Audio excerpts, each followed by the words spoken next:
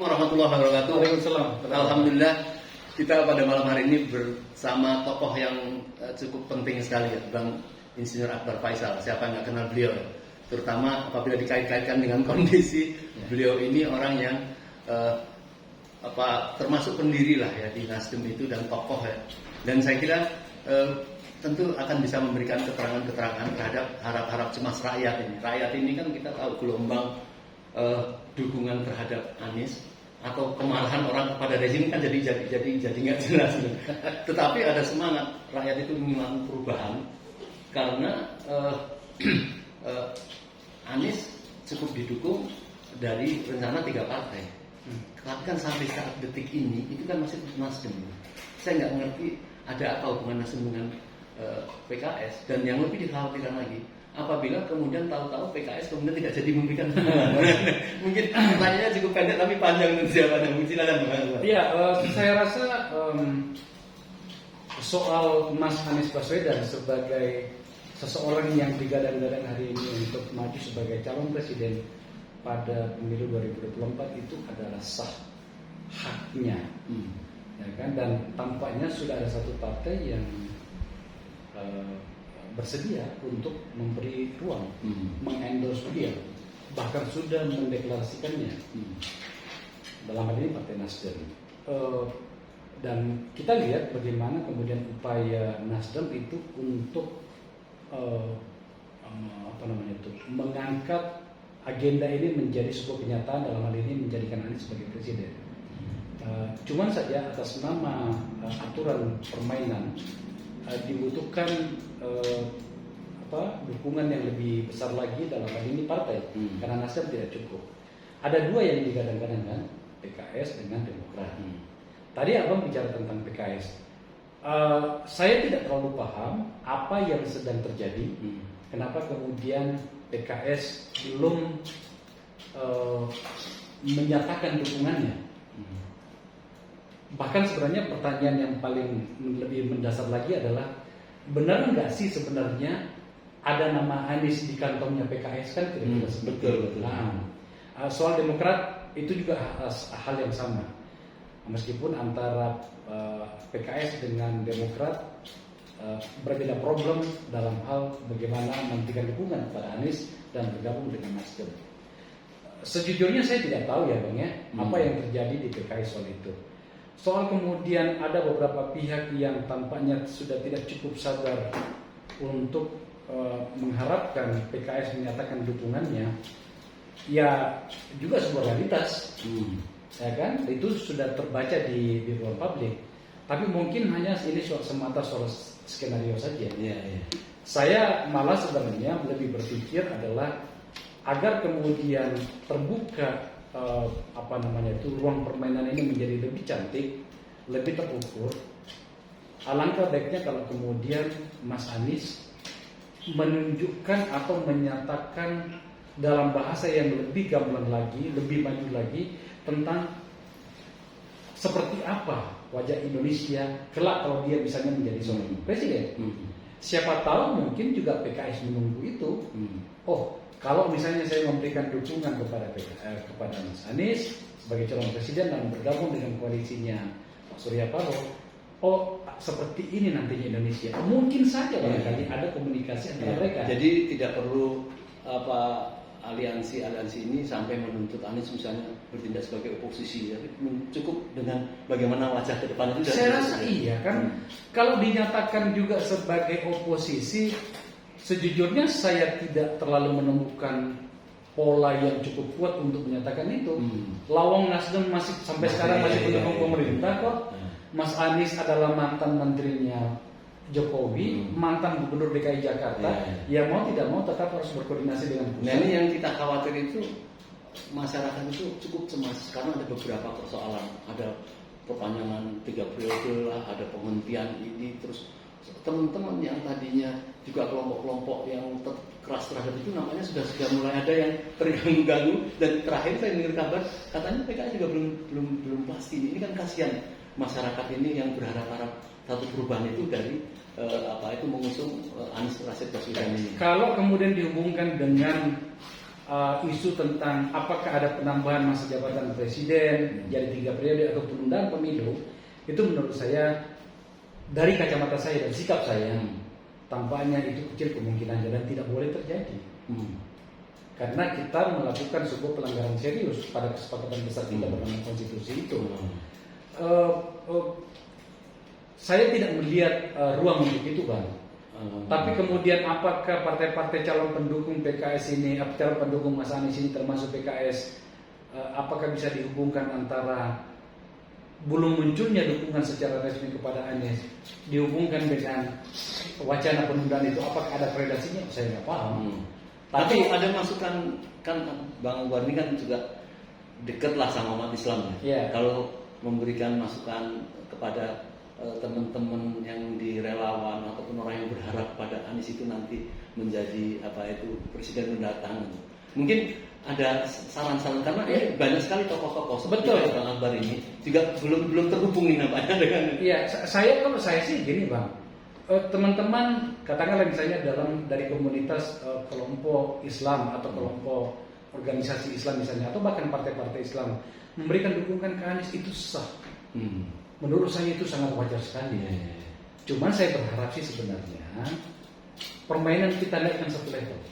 Apa itu adalah kita meminta Anies dalam hal ini para pendukungnya termasuk pada komunitas Islam itu tadi, meminta Anies untuk kemudian memberikan kita gambaran seperti apa sih formula pemerintahnya nantinya dalam banyak isu.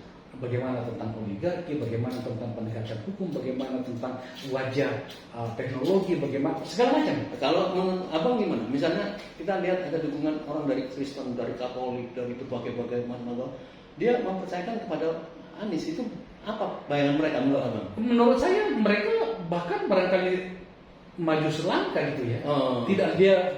Tidak lagi terjebak pada sekat agama segala macam. Mungkin dia melihat bahwa ini terutama pada non-muslim ya. Mungkin dia melihat bahwa ternyata Anies bisa diberikan harapan untuk membawa kita ke depan dengan seluruh isu tentang pluralisme gitu yang memang tampaknya mereka yakini bisa dibawa oleh Anies. Itu sah menurut saya, bagus-bagus saja, dan bagi saya pribadi itu positif bagi Anies. Jangan sampai kemudian itu Anies hanya dipersepsikan sebagai miliknya kaum Islam atau kelompok muslim. Wah, itu berisiko gitu kan, meskipun kita boleh mayoritas ya. Tapi menurut saya ada lebih penting lagi, lebih bagus lagi kalau kemudian kita meminta Anies untuk menunjukkan bahwa ternyata Indonesia di memori beliau seperti ini. Cakep itu.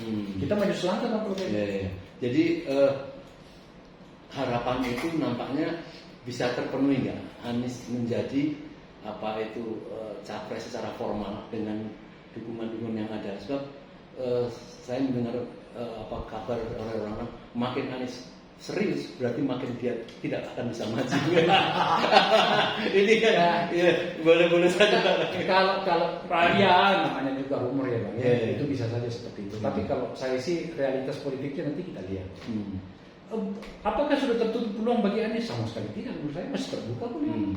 Setidaknya dari apa yang kita dengarkan dari para pengusung ini, para tokoh-tokoh pengusung Mas Anies dari 3 partai ini, mereka masih mengatakan, kami sorry kok segala macam gitu kan, meskipun hari ini baru satu nih, baru Nasdem nih gitu.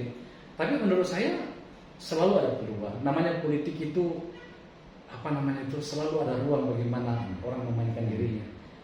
Mungkin saja barangkali katakanlah misalnya PKS tidak jadi mengusung Anies, tapi kalau tiba-tiba masuk PKB, agak pernah seperti jadi mau semangat dulu ya. Waladina jahadu fina. Atau misalnya Anies tiba-tiba misalnya bergantian dengan Pak Prabowo misalnya. Meskipun kalau kita lihat DNA-nya kok kayaknya agak sulit. Tapi siapa tahu. Segalanya bisa terjadi, Bang. Ini kan masih lama juga ini. Tapi Abang masih melihat, maaf nih ya. Harapan orang yang terhadap Anies ini kemudian ada selain Anies? Ada banyak, Pak. Ada banyak. Yang kebijakan-kebijakan yang akan melakukan seperti harapan-harapan masyarakat? Banyak. Jangan khawatir, Bang. Saya percaya betul. Maksudnya tokoh di luar yang ada selama ini atau di luar selama ini? Kan tokoh yang dimasukkan di dalam capres-capres dalam apa itu? Ya kan yang sekarang ini yang selalu masuk dalam hitungan itu kan setidaknya 3 besar. Ya, Di situ ada Prabowo, Ganjar, Anies. Pada level yang kedua itu di situ ada Ridwan Kamil, ada Sandi, ada Uno, ada Erick Thohir segala macam gitu ya.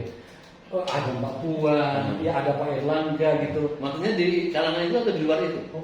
Oh, masih ada di luar. Di luar ya. Saya dengar bahkan ada beberapa kelompok komunitas perguruan tinggi yang mengusung Pak Profesor Mahfud MD misalnya. Jadi pada tahun depan itu pada saat pendaftaran ini akan ada kejutan-kejutan ya di luar tokoh-tokoh yang sudah. Kalau melihat apa konfigurasi hari ini tampaknya kejutan menyangkut dengan nama-nama itu tampaknya agak kecil kemungkinannya sebab sudah keluar semua nama-nama itu ya. Nah sekarang yang teranyar ini kan skandal yang luas masalah ketua KPU nih Pak Hasyim Asy'ari yang sebenarnya sudah dikhawatirkan orang tahu-tahu betul-betul terjadi apa yang terjadi pada sekarang ini. Dan isu yang dilapaskan bahwa dia ini menurut tuduhan, artinya dia dirancang untuk memenangkan 2 calon itu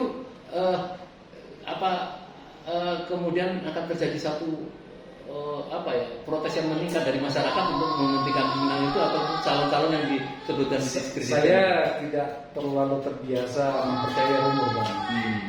Bagi saya pribadi bisa orang-orang di KPU itu kan katakanlah misalnya ketuanya itu kan bukan juga orang yang sudah lama berada dalam konteks ini gitu ya. Tentu saja dia bisa menghitung seluruh langkahnya. Mungkin ada kesalahan, tapi kalau kemudian langsung kita anggap bahwa ini sebuah kebenaran bahwa dia dirancang untuk memenangkan nama ini. Kan banyak lembaga negara, bukan cuma KPU dalam ini. Kan di situ ada DPR, di situ ada Bawaslu, di situ ada DKPP, macam-macam gitu loh. Jadi menurut saya ya namanya sudah rumor ya sah-sah saja. Baik, jadi terakhir sebaiknya kita berdoa saja ya. PKS semoga tetap memberikan dukungan sebagaimana diketahui masyarakat luas ini. Itu tadi ya dukungan satu hal akan sangat bagus kalau kemudian langsung ketahuan siapa sih yang akan bermain nantinya. Dalam hal ini kita bicara tentang Anies bisa dapat tiket nggak final untuk maju gitu ya. Tapi yang lebih penting lagi adalah seperti apa wajah Indonesia di tangan mereka dan di kepala mereka. Jelaskan kepada kami bagaimana prosesnya, wajah seperti apa, siapa yang akan melakukannya, lembaga negara seperti apa yang harus bekerja untuk menentukan segala macam. Itu menurut saya yang paling penting hari ini. Capres adalah satu hal, menata Indonesia menuju menjadi lebih baik adalah hal yang lain lagi. Dan itu harus dipastikan. Misalnya ini ada calon koalisi ini, ada yang misalnya nggak jadi gitu ya. Apa pertimbangan? Apakah memang ada tekanan atau ada iming-imingan yang lebih baik? Kira-kira seperti ini.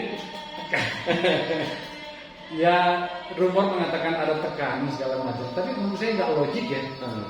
Ya, yang punya partai siapa, yang menekan siapa? Karena yang kita dengar kan ada tekanan dari kekuasaan gitu ya. Ya, yang presiden sendiri mengatakan enggak kok. Kira-kira seperti itu ya. Berarti sebenarnya yang dalam situasi ini, ya partainya dan membersihkan. Muncullah, hadirlah dengan sebuah kekuatan yang memang Anda rancang awal sejak berdirinya partai Anda. Jangan mau dikendalikan dari pihak lain. Itu nggak merdeka namanya.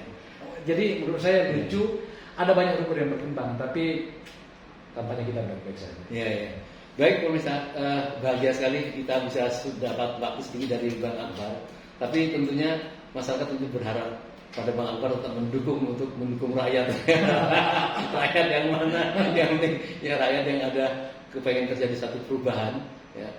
Semoga Allah memberikan yang terbaik lah bagi kehendak rakyat. Ya. Karena Indonesia tentu ingin berbenah, ingin menjadi yang terbaik ya. Tanpa harus mencederai. Ya. Kalau bisa yang tidak baik ya berubah. Yang penting perubahan menjadi baik untuk rakyat Indonesia. Terima kasih Bang Akbar. Terima kasih. Assalamualaikum warahmatullahi wabarakatuh.